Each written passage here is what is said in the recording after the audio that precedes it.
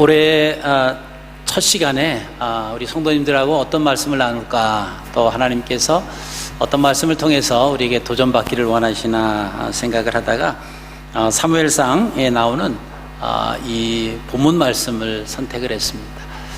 여러분, 우리가 신앙생활을 하면 모두가 다 공통 분모가 있습니다. 그게 뭐냐면 신앙생활 하는 거 이왕이면 잘하고 싶다. 아멘. 그죠? 이왕이면 잘하고 싶고, 이왕이면 하나님의 은혜를 받고 싶고, 그죠? 이왕이면 내가 사업을 할 때 사업이 잘 되기를 바라고 사업을 하죠. 망하기 위해서 아마 사업을 하시는 분들은 안 계실 거예요.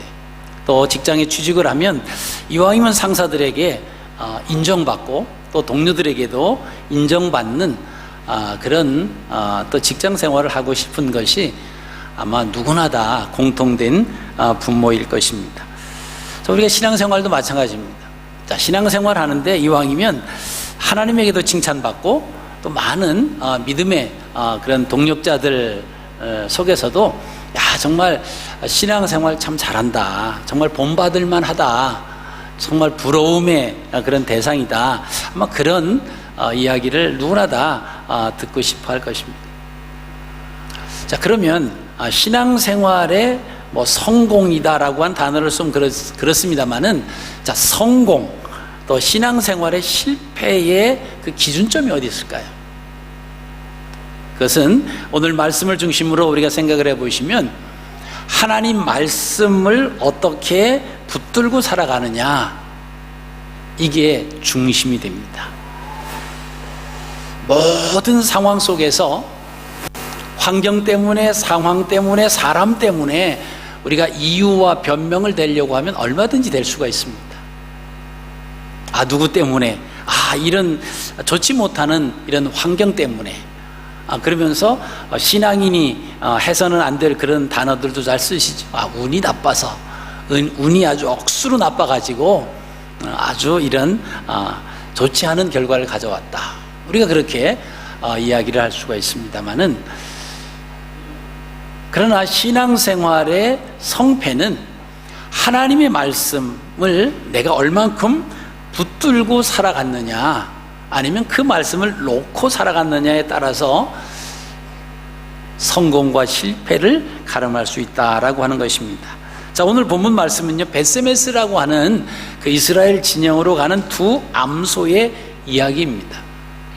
자, 이 배경은 잘 아시는 것처럼 이스라엘 백성들에게 하나님께서 그 언약궤를 만들어 주세요. 그 언약궤를 만들어 주시기 전에 말씀을 주셨습니다. 그 말씀이 시내에서 받은 두 돌판이에요. 그래서 그 말씀과 그 다음에 이제 광야에서 40년 동안 생활할 때 매일같이 먹을 것을 주셨습니다. 그게 만나라고 하는 거거든요. 그래서 만나 항아리, 그리고 하나님은 질서를 통해서 역사를 하시거든요. 그래서 아론이 모세의 말을 받아서 이제 백성들에게 전하고 그러고 보니까 아론이 하는 것 없이 괜히 2인자인 것처럼, 그리고 자기들도 얼마든지 할 수 있는데 왜 꼭 아론만 하냐, 그래서 좀 다툼이 일어났습니다. 그래서 그 각 지파별로 그 지팡이를 다 꽂아놓은 적이 있어요. 그래서 내일 와보면 하나님이 함께 하시는 자의 지팡이에는 싹이 나고 살구나무 이것이 이제 열매가 맺을 것이다. 그런데 그 다음날 다시 모였는데 아론의 지팡이에 그 싹이 났습니다. 그래서 그것을 기념하기 위해서 이 법궤라고 하는 것을 만들어서 그 세 가지 물건들을 담아가지고 다니게 했습니다. 하나님이 주신 그 말씀 두 돌판과 그 다음에 광야에서 40년 동안 매일같이 만나를 내려주셔서 먹게 한 그 만나를 담은 항아리, 그리고 아론의 싹이 난 그 지팡이. 하나님이 질서의 하나님이다라고 하는 거죠. 그런데 아주 희한한 게 뭐냐면 이 세 가지 것을 담아 있는 그 법궤라고 하는데, 그것을 가지고 어디든지 가면 세상 말로 너무나 일이 잘 되는 거예요. 전쟁에 나갈 때 그 법궤를 가지고 나가면 전쟁에서 승리를 합니다. 그리고 그 법궤를 앞세워서 물을 건너가면 물이 갈라졌어요. 그리고 그 법궤를 앞세우고 이 성을 돌면 그 성이 무너져 내렸습니다. 그죠? 요단강이 법궤를 맨 제사장들이 먼저 요단강에 들어가서 발을 요단강에 내딛었을 때 요단강 물이 갈라지기 시작했습니다. 그 초롱성과 같았던 여리고성이 법궤를 앞세우고 하루에 한 바퀴씩 그죠? 쭉 돌았습니다. 1회째는 7바퀴를 돌았는데 그 7바퀴, 그죠? 7바퀴, 7일째 7바퀴를 도는 순간 그 여리고성이 와르르하게 무너졌습니다. 그리고 이스라엘 백성들이 전쟁, 크고 작은 이제 전쟁이 있었는데 전쟁이 그 법궤만 가지고 나가면 승리하는. 그래서 이방 국가에 있는 사람들도 그 하나님의 법궤, 그 이스라엘 백성들이 가지고 있는 그 법궤라고 하는 것이 아주 부러웠습니다. 야, 저것만 있으면 모든 전쟁에 승리하는 거예요. 그런데 어느 날 이스라엘 백성들하고 블레셋과 전쟁을 했는데 이스라엘 백성들이 법궤를 가지고 왔는데도 전쟁을 패합니다. 전쟁에 패했으니까 전쟁의 이 전리품 중에 하나로 그 법궤를 가지고 블레셋 사람들이 이제 가지고 왔어요. 야, 이제는 모든 것이 끝났다. 이 법궤만 있으면 모든 전쟁에 승리한다. 그래서 자기들이 섬기는 다곤이라고 하는 그 신전에다가 갖다가 잘 모셔둡니다. 그리고 그 다음날 아침에 가봤더니 자기들이 믿는 그 신전의 그 다곤 신상이 그 법궤 앞에 이렇게 쓰러져 있는 거예요. 그래서 이거는 어쩌다가 이렇게 일어난 일이겠지. 그리고 다시 잘 세워놨습니다. 그리고 그 다음날 가봤더니 팔다리, 목이 이 문지방에 떨어져 가지고 다 부러져 버렸어요. 그래서 이거 참 이상하다. 그리고 다른 지역으로 옮기기 시작합니다. 근데 옮길 때마다 독종이라고 하는 아주 그 전염병이 돌아가지고 많은 사람들이 죽어져 나가는 겁니다.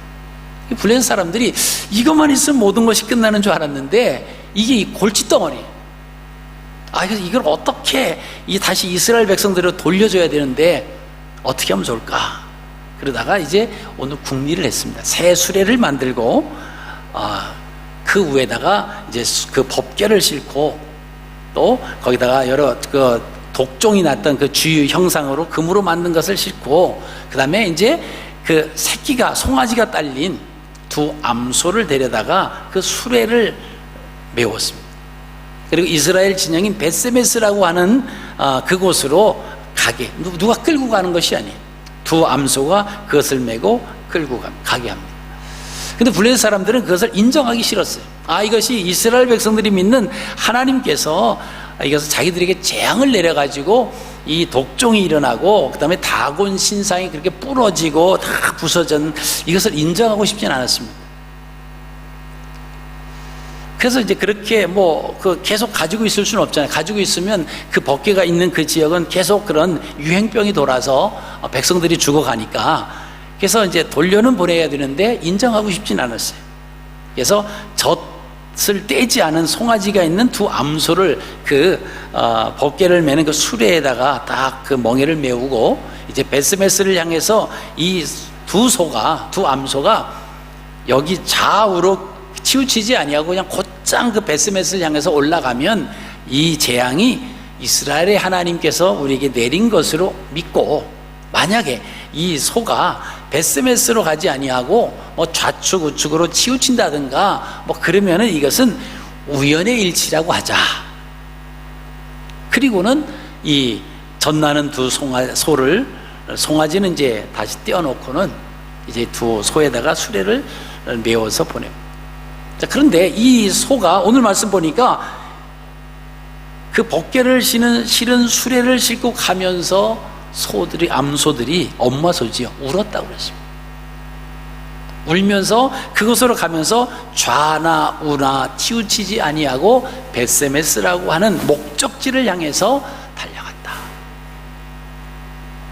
그래서 벳세메스까지 가서 다 되어지는 것을 보고 이제 이 블레셋 사람들이 돌아온 내용이 바로 오늘 본문에 나오는 주요 내용입니다.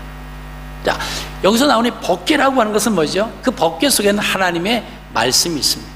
여러분 말 못하는 그 짐승이 그것도 한 마리도 아니고 두 마리가 같은, 그죠? 같은 생각과 같은 방향으로 가야만 이 둘이 갈 수가 있어요.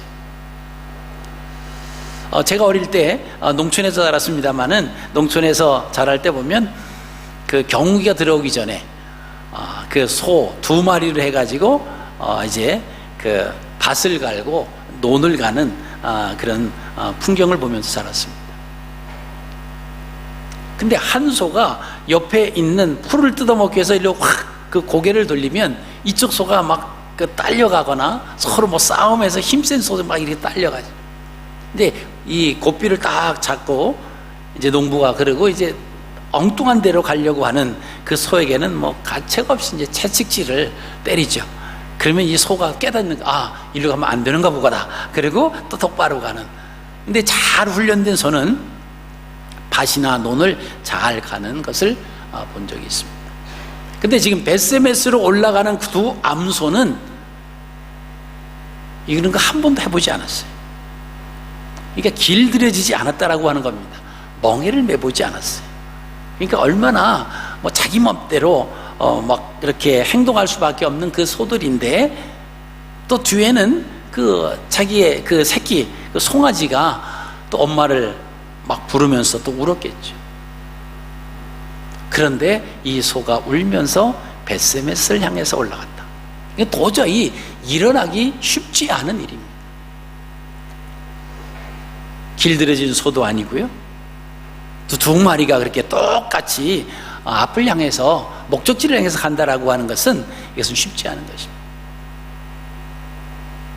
환경적으로 보면요, 동물이나 사람이나 이 모성애는, 그죠? 이것은 말릴 수 없는 거예요. 자, 그런데 지금 송아지는 엄마 소를 떨어져 있으니까 막 울겠죠. 그 소리가 왜 안 들렸겠습니까? 그리고 또 어미소가 젖을 먹여야 되는데 젖을 먹이지 못하는 그 얼마나 또 슬펐겠어요.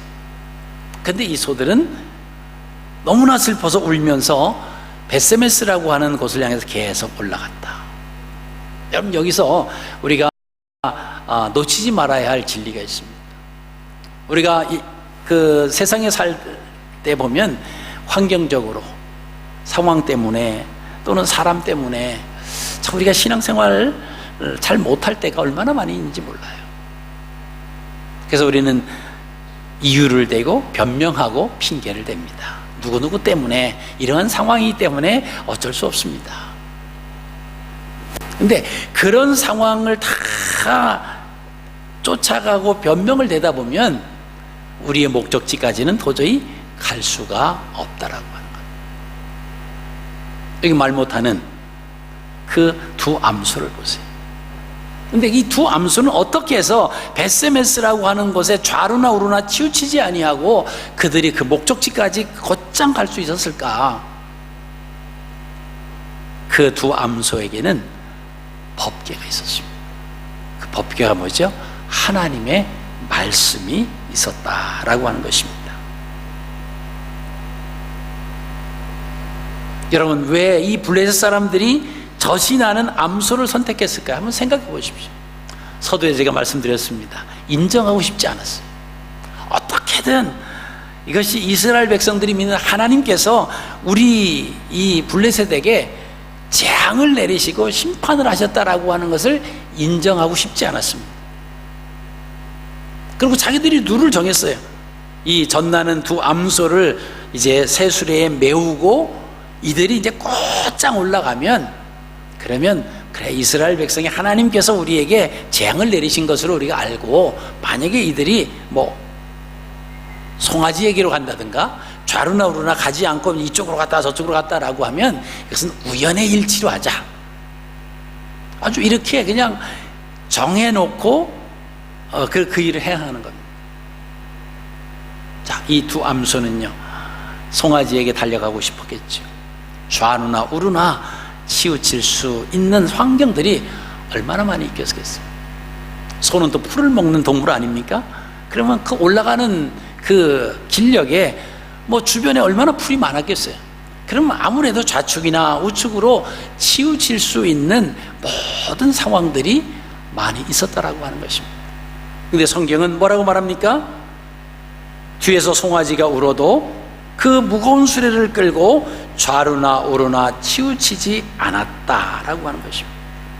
여러분, 그 수레를 끌고 가려면 힘 있는, 그죠, 뭐 숫소나 황소나 이렇게 선택해야 됐음에도 불구하고 블레셋 사람들은 그것을 인정하고 싶지 않았어요.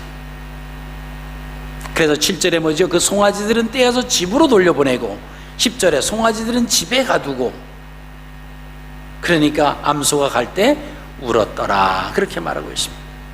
여러분, 이 말씀은요, 하나님의 말씀을 등에 지고 하나님의 말씀을 붙들고 가는 사람은요, 괴롭다라고 하는 거예요.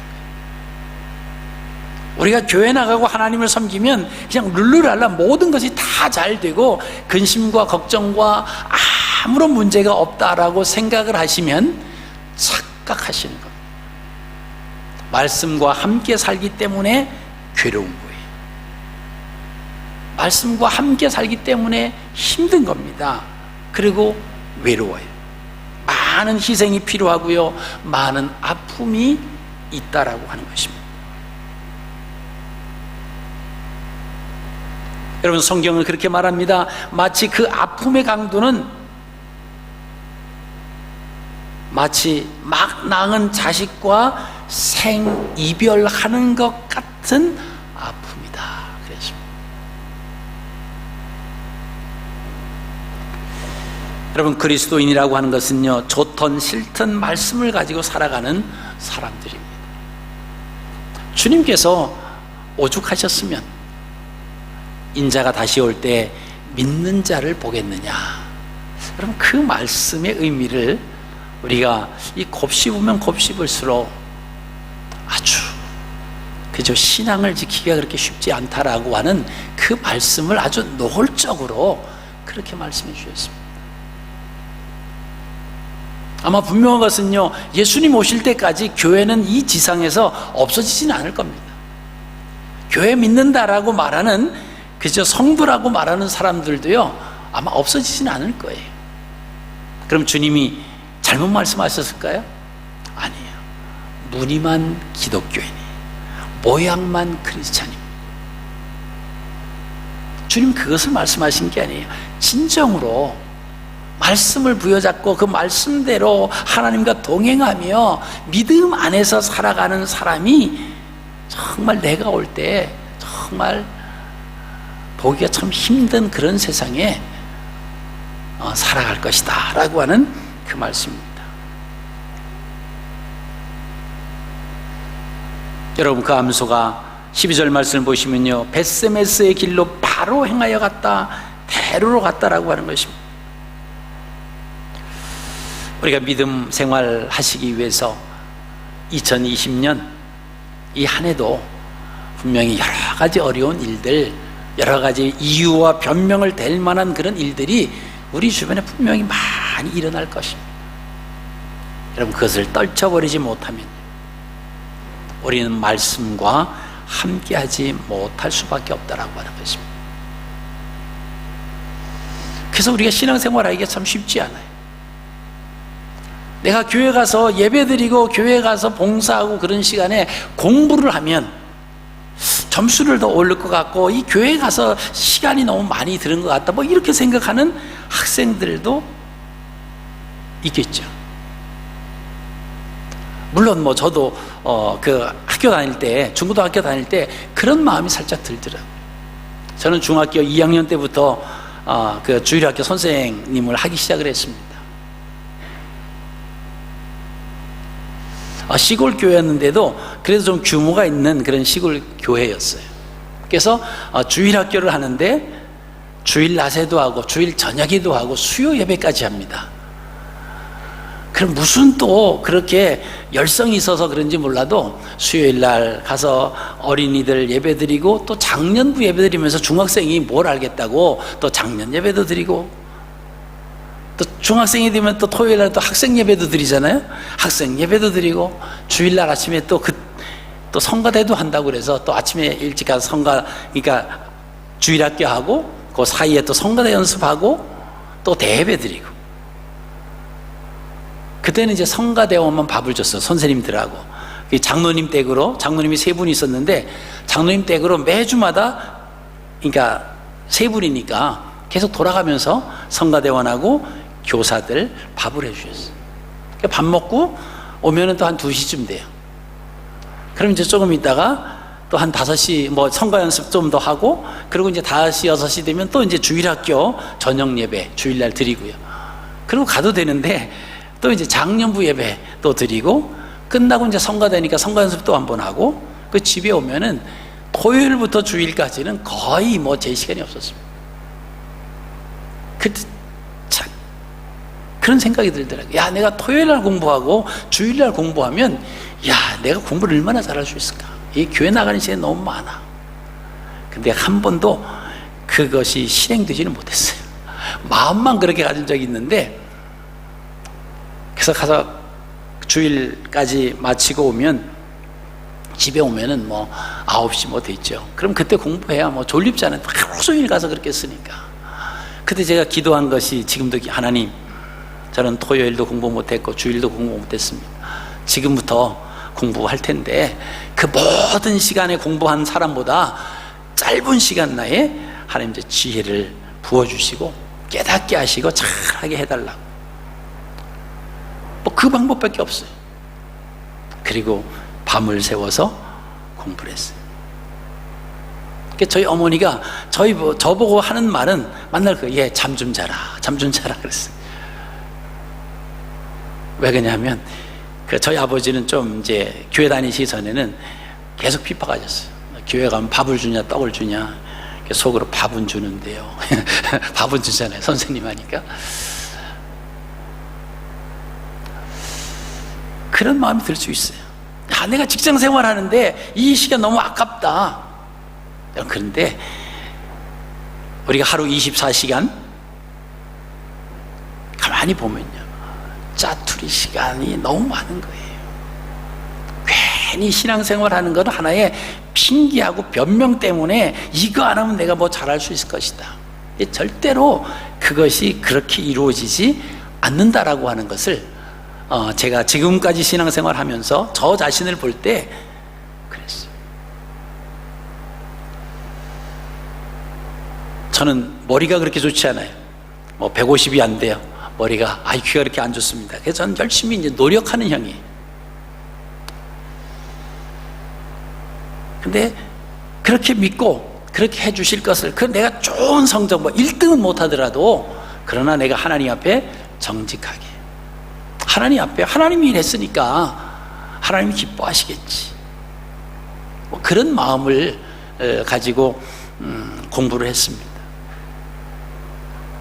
그래도 뭐 공부 다 그냥 뭐 아주 1등은 못했지만, 1등으로 졸업은 못했지만, 그저 뭐 5손가락 안에 들어서 다 모든 뭐 대학원까지 다 그렇게 과정을 마쳤습니다.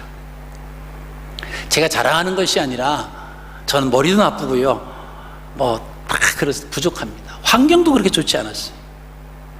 근데 하나님 때문에, 그죠, 내가 이 일을 행하면 하나님께서 분명히 나를 도와주실 것이다. 언젠가 말씀드렸습니다만, 시골교회 다닐 때, 고등학교 다니고 그럴 때 눈이 오면 가서 아침 일찍 가서 이제 눈을 교회 마당에 다 눈을 쓸었어요. 그때 서울에서 오신 담임 목사님이셨는데 새벽기도 끝나고 지 선생 수고해, 그리고 들어가세요. 그래서 나오시나 그냥 안 나오시더라고요. 눈을 쓸 줄 모르시는 분이었어요. 그래서 그 쓸면서 그때부터 중학교 3학년 때부터 제가 좀 하나님 앞에 헌신을 했거든요. 어머님이 좀 아프셔가지고 어머니 고쳐주시면 제가 하나님이 하겠습니다. 그때부터 소원을 해서 주의 종이 되겠다고 했기 때문에, 그래서 막 그렇게 쓸면서도 힘들고 그러죠. 학교도 가야 되는데, 그러다가 약간 좀 이렇게, 왜 다른 사람, 왜 장로님도 계시고, 왜 권사님들도 계시고, 집사님들도 계시고, 젊은 집사님도 계신데 왜 안 나오지? 뭐 이런 마음이 살짝 든 적이 있어요. 그래서 제 마음에 그런 마음을 주시더라고요. 이렇게 하면 내가 나중에 목회할 때 누군가 나 같은 청년이 나타나서 내 목회를 도와줄 것이다.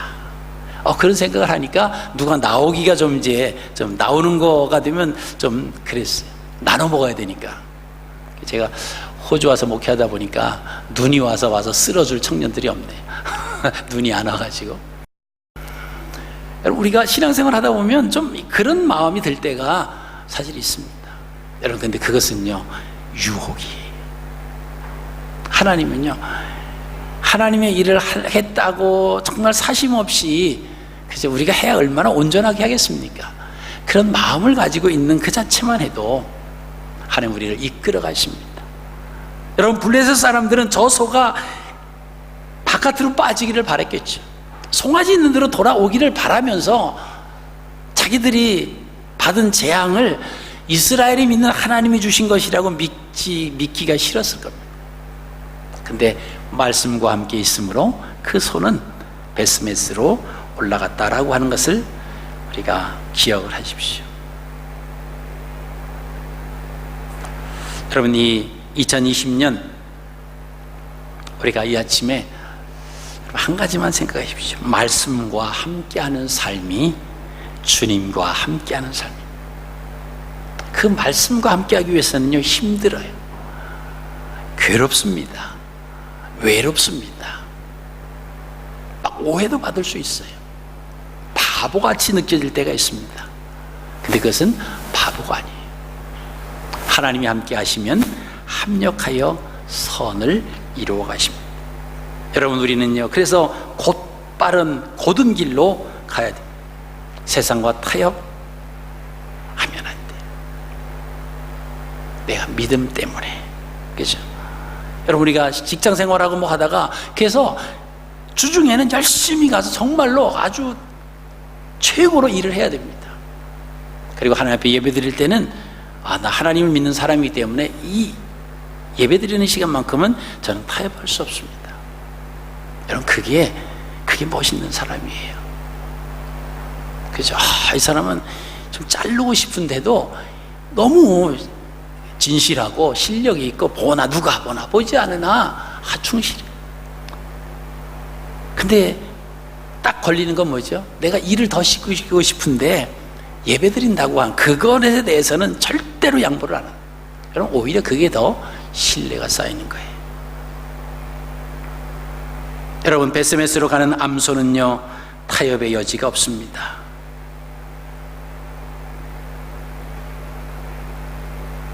우리가 마태복음 말씀에도 보면 주님이 사람들을 부릅니다. 그런데 그렇게 말하죠. 주님, 저희 아버지 장사를 지내고 제가 주님을 따르겠습니다. 주님 그렇게 말씀하세요. 죽은 자가 죽은 자를 장사하게 하고 너는 나를 따르라. 여러분, 죽은 자가 무슨 죽은 자 장례를 치르겠어요? 그것은 뭐죠?